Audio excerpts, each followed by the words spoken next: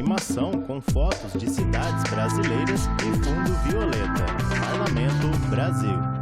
Veja no Parlamento Brasil. Setembro Amarelo. Assembleias legislativas aderem à campanha de prevenção ao suicídio.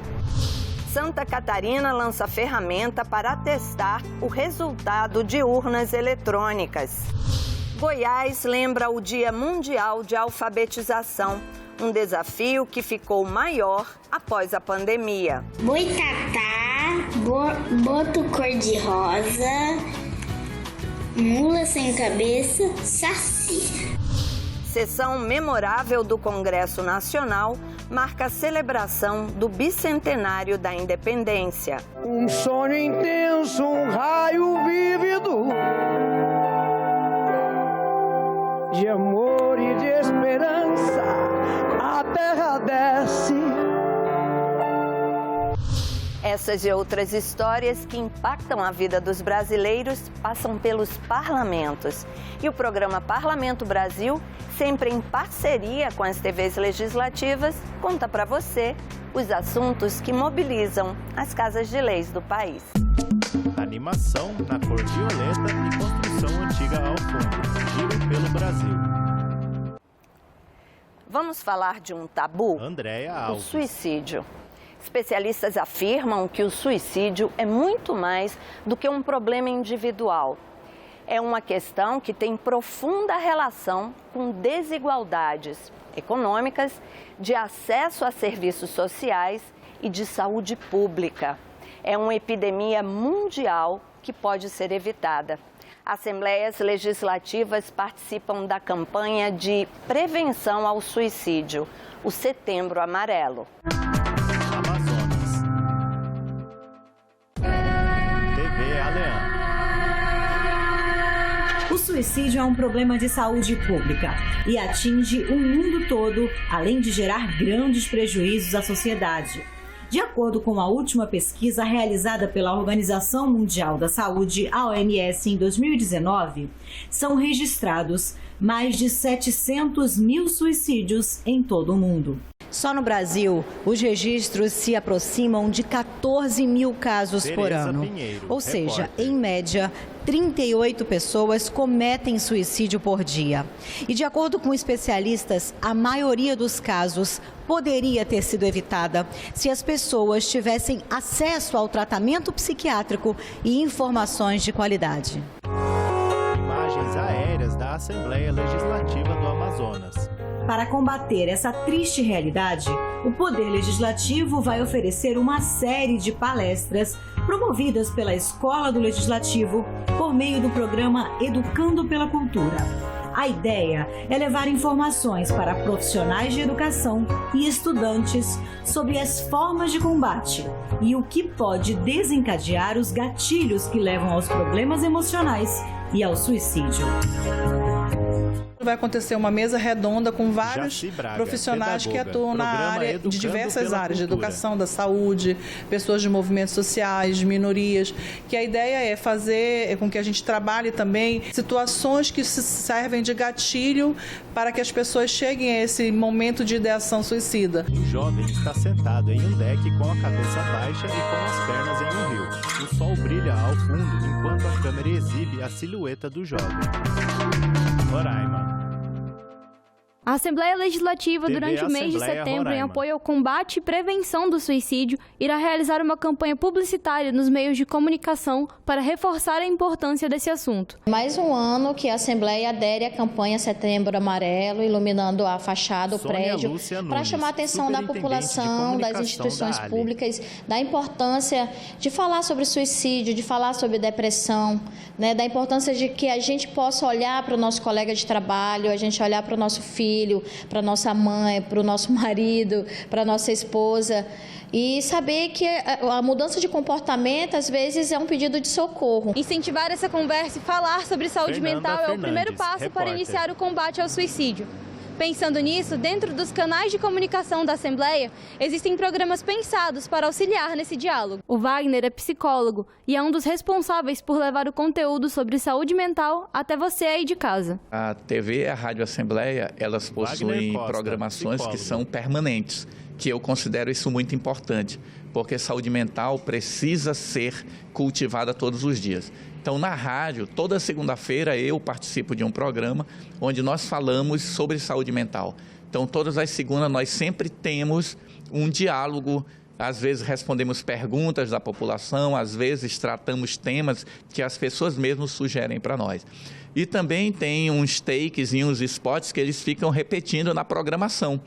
Então, de uma forma geral, as pessoas escutam isso no seu dia a dia. A campanha da Assembleia também reforça o trabalho do CVV, o Centro de Valorização da Vida, que fica disponível 24 horas pelo site ou pelo número 188.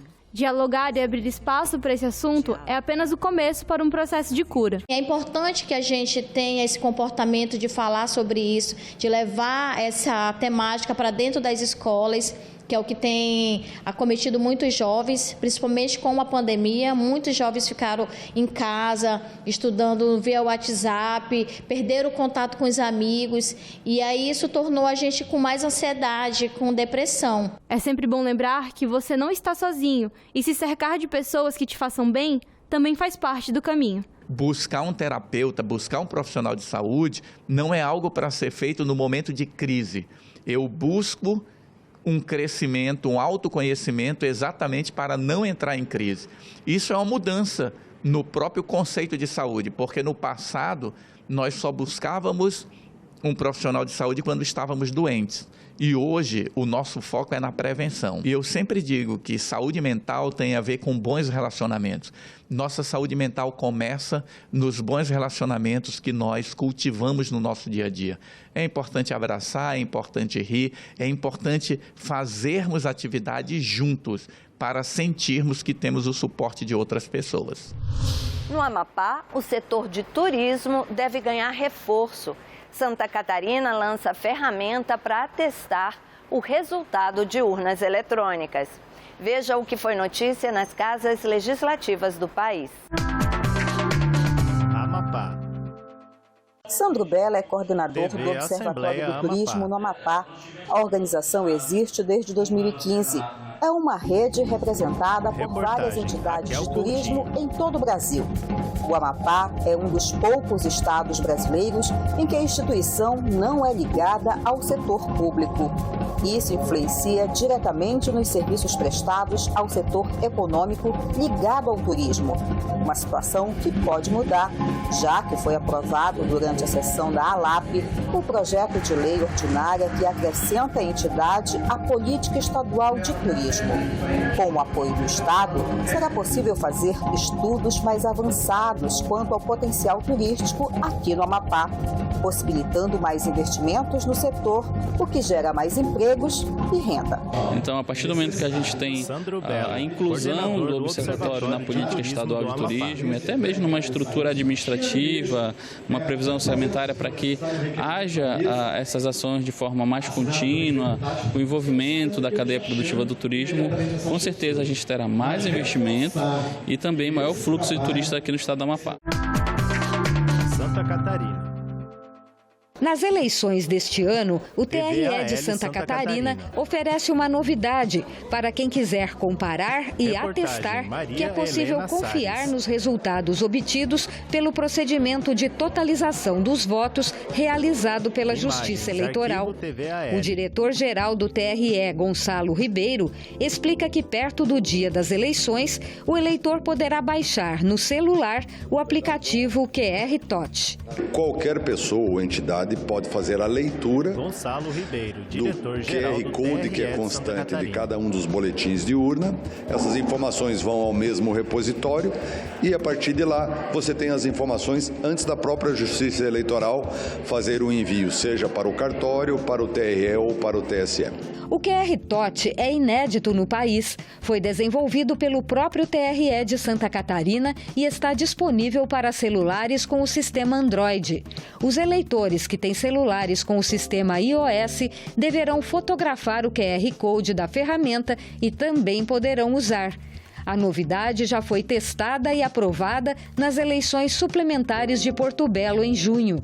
Agora, a Justiça Eleitoral formalizou uma parceria com o Ministério Público Estadual, que vai atuar como fiscalizador. Nós firmamos um memorando de entendimento com o Ministério Público com o intuito de ter o apoio de um ente do poder público, que é o fiscal da lei, e que ele pode fazer essa checagem, porque não teria sentido a própria Justiça Eleitoral fazer checagem do que ela já faz. Isso corrobora que o que nós fazemos está correto. O Ministério Público do Estado, em parceria com o Ministério Público Federal, vai atuar de forma independente para planejar e organizar a leitura nos locais de votação dos boletins de urna, que são os extratos em papel emitidos pela urna eletrônica no final da votação e que contém os votos depositados para cada candidato em cada uma das sessões eleitorais, além dos votos em branco e nulos. O repositório dos votos vai estar sob a guarda do Ministério Público, que também vai apoiar as leituras que serão realizadas pelos usuários do aplicativo QR TOTE.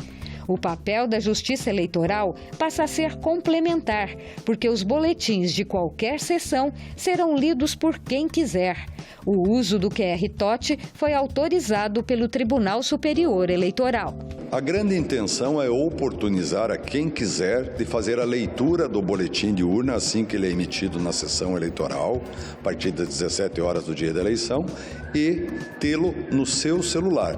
Tantos quantos ele ler, né? Essas informações, depois ele pode comparar com aquela que a Justiça Eleitoral divulgou e ver que são as mesmas informações. É mais uma prova da lisura do processo.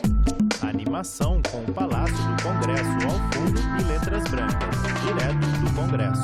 O número de mulheres candidatas a deputadas federais nunca foi tão alto quanto nessas eleições de 2022. Mas a proporção em relação a candidatos homens ainda está bem menor. Ao longo dos anos, elas vêm conquistando mais espaço de participação na sociedade. O mercado de trabalho é um exemplo de como as mulheres cada vez mais exercem atividades antes consideradas exclusivamente masculinas. As 3.448 candidatas femininas para a Câmara dos Deputados nas eleições de 2022 são um recorde. Mas o número representa apenas 35% de candidaturas, quando as mulheres constituem 53% do eleitorado brasileiro. Alterações na legislação têm sido implementadas para estimular a participação das mulheres no processo eleitoral. Em 2018, a lei passou a prever que 30% do dinheiro do fundo eleitoral devem ser destinados a candidaturas femininas. E nesta eleição, uma emenda constitucional passou a prever que os votos dados a mulheres e pessoas negras contem em dobro para a distribuição de recursos entre os partidos políticos. Para os movimentos sociais em defesa dos direitos femininos, ainda é possível fazer mais para que a participação das mulheres na política possa se equiparar à representatividade que elas têm relativamente ao total da população. É importante que a gente possa fazer um debate, tensionar o parlamento, né? Seguindo o exemplo aí de países como Argentina, Chile, Bolívia, Jolúzia Batista, que já instalaram, né, de estudos e assessoria. Atuam no sistema de paridade, né? Então 50% de homens, 50% de mulheres, no modelo de lista fechada com alternância de sexo. Então, assim, essa é uma das formas até agora mais eficaz, né, considerada mais eficaz, para que a gente possa enfrentar a subrepresentação das mulheres. O Congresso Nacional celebrou o bicentenário da independência do Brasil, numa sessão solene memorável à altura da importância do evento comemorado, os 200 anos de conquista da nossa soberania. Vieram celebrar com a gente chefes de Estado de países que falam a língua portuguesa. Dia de celebração, tempo firme em Brasília, chegada de comitivas estrangeiras, chefes de Estado de 3 países irmãos, Portugal, Cabo Verde e Guiné-Bissau, representantes do corpo diplomático, autoridades da nossa República, ex-presidentes. Depois do Salão Nobre e da inauguração da exposição Independência, a sessão teve início no plenário da Câmara. Todos de pé, o hino nacional veio na voz de Fafá de Belém. O Um sonho intenso, um raio vívido de amor e de esperança, a terra desce sem teu formoso céu, risonho e límpido. O presidente do Senado destacou o legado desses 200 anos, a busca e a conquista de direitos em meio a sobressaltos e muita luta. O caminho até aqui, Senador Rodrigo cheio Pacheco, de percalços, PSD Minas Gerais, não foi presidente fácil, do Congresso Nacional. inclusive com períodos marcados pela obscuridade dos odiosos regimes autoritários e repressivos. Entretanto, com a Constituição Federal de 1988, conhecida como Constituição Cidadã, símbolo máximo da nossa redemocratização, a nossa história deu uma guinada definitiva no sentido da liberdade e da democracia. O presidente da Câmara, Arthur Lira, lembrou a coincidência do bicentenário com a realização das eleições gerais no Brasil. Este ano do bicentenário da independência brasileira coincide com o ano de eleições presidenciais e de eleições legislativas federais, distritais e estaduais. Destaco, portanto, a chance de os cidadãos brasileiros, por meio do seu voto consciente, fortalecerem nossa democracia e este parlamento, de modo que ele continue a exercer a importante tarefa de acolher diferentes aspirações e transformá-las em balizas coletivas. Para o presidente do Supremo Tribunal Federal, Luiz Fux, não podemos perder de vista nosso passado. Se não analisarmos o nosso passado, não teremos a consciência crítica dos nossos problemas. E por não os entender, nunca vamos superá-los. Outros oradores falaram sobre o fortalecimento da sociedade civil, da democracia, da relevância dos povos originários e do legado que recebemos de Portugal. Que é o momento para refletirmos também aquilo que nós herdamos de Portugal e que precisamos nos manter fiéis. Aquilo que de bom, aquilo que de valoroso também nós recebemos de Portugal, diante da presença do presidente Marcelo. O grande testamento de Portugal para o Brasil é a nossa vocação para a unidade. É devido a estes, Randolph Rodrigues, e é homenagem destes, que temos a obrigação moral de ter fé e esperança neste país. Não podemos aceitar a cooptação dessas celebrações. As celebrações de ontem, de hoje, são de todos os brasileiros. O presidente de Portugal, Marcelo Rebelo de Sousa, disse que a independência do país veio a acontecer em boa hora, tanto para o Brasil quanto para Portugal. Ele expressou gratidão à caminhada da nação brasileira, exemplo para outras nações que hoje compõem a comunidade dos países de língua portuguesa. Agradeço-vos o ter sido farol pioneiro para as independências de outros Estados irmãos da nossa língua comum, aqui presentes e solidários no assinalar desse passo precursor. Ele rejeitou a visão elitista daqui e da além-mar. Para Marcelo de Sousa, a língua portuguesa está sendo construída ainda hoje, aqui também, por pessoas de especial talento e por gente simples. Agradeço-vos os mais de 220 milhões de falantes e de cantantes de uma língua ainda mais universal pelo gênio de autores e cantores brasileiros. Escritores como Mário Andrade, Manuel Bandeira, João Cabral de Melo Neto, Carlos Drummond de Andrade, Vinícius de Moraes, Clarice Lispector, João Guimarães Rosa, Graciliano Ramos, Jorge Amado, Cecília Meireles, Mário Quintana, Monteiro Lobato, Lígia Fagundes Teles, e músicos como Heitor Villa-Lobos, Chiquinho Gonzaga, Ari Barroso, Cartola, Luís Gonzaga, João Rubinato, Dorival Caymmi, Tom Jobim, Baden-Powell, Elis Regina ou Cazuza, só para evocar alguns dos muitos que já nos deixaram.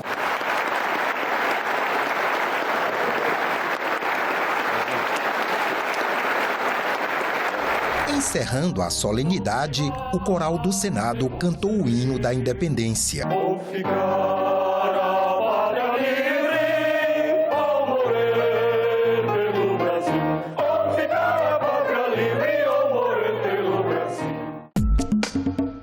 Animação com uma igreja ao fundo e uma estátua à frente. Vitrine. Uma das maiores formas de inclusão é a alfabetização. Saber ler abre caminhos, abre portas. Portas que estão fechadas para 800 milhões de adultos no mundo. 8 de setembro é o Dia Mundial de Alfabetização. A data ganha uma importância especial quando a gente vê que a pandemia provocou um aumento na quantidade de crianças brasileiras que já estão em idade de saber ler e não conseguiram aprender por causa do tempo que ficaram longe da escola. TV Alego. A câmera exibe diversas crianças brincando em brinquedos, como gangorras e escorregadores. Ah, se essa imagem pudesse eternizar. É tão lindo de se ver, motiva a gente. Ainda tão pequeninos, mas logo, logo vão entrar no universo tão importante e que vai fazer toda a diferença. Quadro branco surge na tela. Alfabetização. Olhos atentos, concentração e muito desejo de aprender. A pequena Clarice, ainda tímida com o juntar das letrinhas, das palavras, que hoje se apresentam como um mundo à parte de descobertas e aventuras. Ela está firme e já demonstra desenvoltura. Boitatá, boto cor-de-rosa, Clarice, Sabá, Boque, mula sem cabeça, saci. A alfabetização é a base para uma educação construtiva. O seu papel é fundamental. É preciso levar em consideração a individualidade de cada criança em seu processo, que se inicia nos primeiros anos de escolaridade. O letramento é parceiro nesse caminhar. Está lado a lado, é uma extensão. Letrar significa inserir a criança no mundo letrado, no contexto das práticas sociais. A alfabetização, ela inclui a criança Maria no meio Silva, onde ela especialista vive, em alfabetização a criança, e letramento. um adulto, um jovem, ele se torna autônomo no meio onde ele convive, seja para se relacionar com outro, até consigo mesmo. Né? Gera segurança para ele poder interagir no meio onde ele vive, além do que a aquisição da leitura e da escrita, para ele exercer hábitos dentro da cidadania, dentro da sociedade. Com o objetivo de chamar a atenção sobre o tema, despertar assuntos e questões ligadas à alfabetização ao redor do mundo, 8 de setembro é o dia D, Dia Mundial da Alfabetização. A data foi criada pela ONU e pela Unesco em 1967. Nas últimas décadas, vários países têm assumido o compromisso de combater o analfabetismo. Pesquisas já revelaram que quanto mais pessoas analfabetas, menor é o índice de desenvolvimento. Estados, municípios, entidades, todos unidos por uma mesma causa. Atualmente, a alfabetização atinge cerca de 85% da população mundial, segundo dados da ONU. No entanto, estima-se que cerca de 800 milhões de adultos no mundo não sabem ler, escrever ou contar.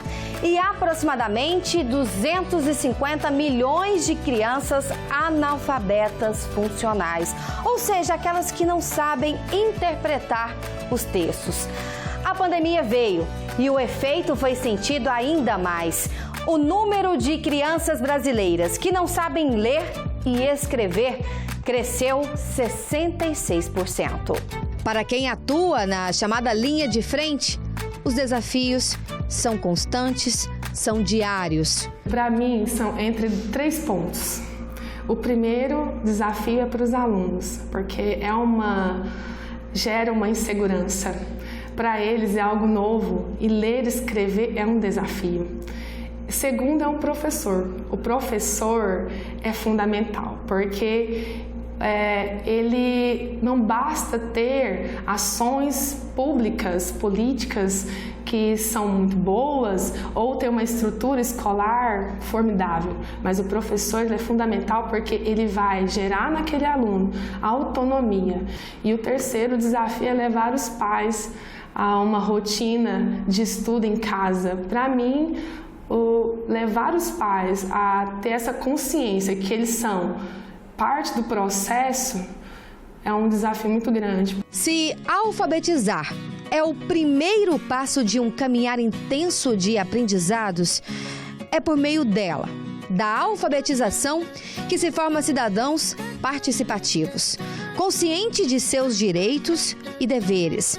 Como já dizia o educador Paulo Freire, é preciso plantar a semente da educação para colher os frutos da cidadania. Clarice está no primeiro ano de alfabetização. O que você está achando dessa fase, filha? Muito legal. O que você mais gosta?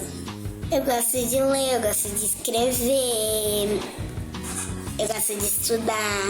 Eu sou professora, sou educadora e nós fazemos muita questão da leitura na vida da Clarice, porque nós entendemos que a leitura, o gosto pela leitura ajuda muito no desenvolvimento da alfabetização.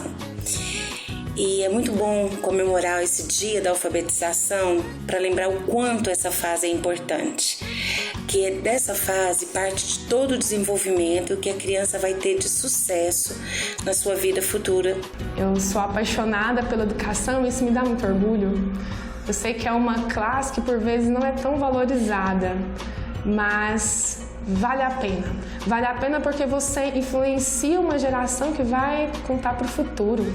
Ali eu posso mesmo ver na minha sala de aula futuros professores, advogados, médicos, né? E eu creio que eu posso fazer a diferença, porque eu sei que vai ter frutos. A câmera exibe diversas crianças. Algumas brincam de pular corda, outras escorregam em escorregadores. Olha, como disse a reportagem, a alfabetização é realmente fundamental para o desenvolvimento social de países e do mundo. Bom, o Parlamento Brasil fica por aqui. Obrigada pela audiência, viu? Se você quiser rever qualquer um dos nossos programas, já sabe, tem tudo na internet. senado.leg.br/tv/Parlamento Brasil. Tem o canal da TV Senado no YouTube. Aproveita, vai lá e se inscreve. Senado. E tem o velho e-mail. Manda uma mensagem. Brasil, semana que vem a gente volta. Senado.leg.br. Os créditos sobem à tela. Enquanto isso, ao fundo, é exibido o plenário do Senado Federal. TV Senado 2022.